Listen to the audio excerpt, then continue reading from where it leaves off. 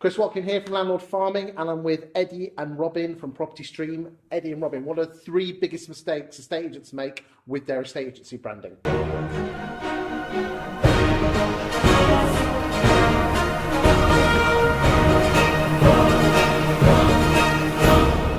Well, ignoring it for a start, because your branding is your most important asset. You've got a logo, that's branding, in it? Well, your brand is your most important asset, because your brand is your personality. And I think I don't think it's anyone's fault, but I think brand's one of those words that gets bandied around, and I think a lot of people It's just your logo, misunderstand what it means. But branding really is what people think of your business, and your personality. So it's not the logo.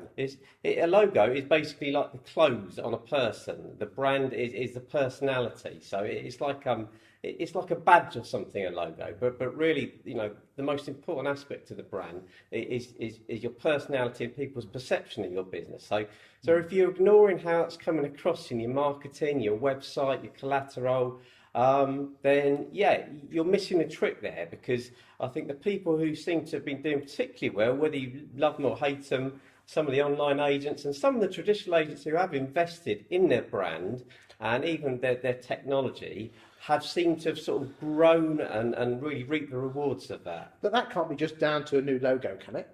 Absolutely not. No, because you need to get the basics right. Because you first. can spend loads of money Yeah. on a rebrand and it doesn't do anything.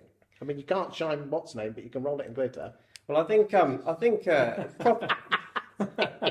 no, absolutely. I think, well, if you're just going in there and just changing your logo, then you need to get a new creative agency, because there's warning signals come to me when I hear that. We just want to change the colours, just want to change the logo, because you need to get down to the basics first of all. You need to work out your personality, your tone of voice, and your messaging, and then because in a previous video we talked about that by getting the staff involved and writing the absolutely things down. getting everyone involved, and then once you've got those basics right, only at that stage do you then move on to doing things like a logo and choosing your colours and so you get the basics right and don't ignore your branding, because I think we also mentioned in the last video we see estate agents up and down the country and the branding just seems like it's been quite often ignored. It's like at the bottom of the pile. They're being random messages. Everyone's trying to sell you the latest prop tech this and prop tech that, and maybe we can talk about prop tech later. And it's I think it can be a bit of a distraction. You need to look at your most important assets and get the basics right before you move on to anything else. Okay, what's the second mistake that estate agents make with their branding? Well, this is something that's quite topical at the moment, or controversial. I know a lot of people have different opinions on this, but we get a lot of agents coming to us and saying, well, look, we quite fancy the idea of creating like a lower tier offering, like an online offering, and this the whole notion of dual branding is a complete nightmare for branding agents. Even on the same website, the same office? Well, this is it, because if you're absolutely determined you're going to do this, then sorry, let's assume they are. Go on. Then you need to get someone half decent to really look at this. It's not something you can just churn out a budget offering, because you wouldn't get Selfridges or Fortnum and Masons or Harvey Nichols offering a Poundland offering it in their store or something. It's going to be detrimental to the main brand. So all the supermarkets have their value brands, but they don't whack it on the front. Now this is a really interesting one. Well, I see estate agents as professionals. Okay, so I class them up there with doctors, with a dentist, with an accountant. They're absolute professionals. And I wouldn't go to a dentist and say, well, actually, you know what? You could take my tooth out, but I want the budget offering.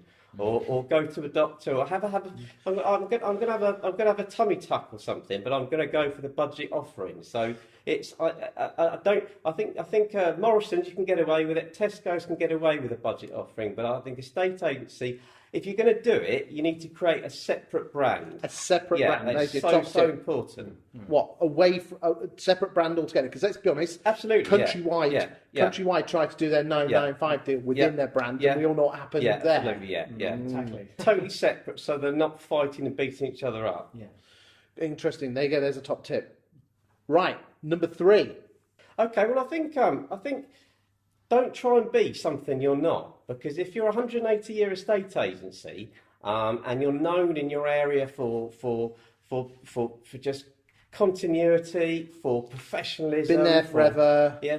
Don't try and be you move. Don't suddenly sheep-based brand. You need to. Look at Purple Sheep. Yeah. I tell you what, that's you move and Purple Yeah, breaks yeah, together. yeah. I'm loving the Yeah. side of that. Best Yeah. of both worlds. You can do the website and the branding.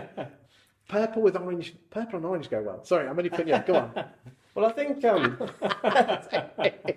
think it's good to be grey sometimes. Don't try and be something you're not. You need a brand that really that fits you, fits your personality, and if you are known for your professionalism and there's nothing wrong with being a bit grey sometimes, but it's people know who you are and they come back to you year after year after year for your consistency. They know what they're going to get, and if you start knocking out sort of cheaper back to sort of cheaper offerings again, they're going to think, well, hold on a minute, I thought these guys were the absolute up there professionalism.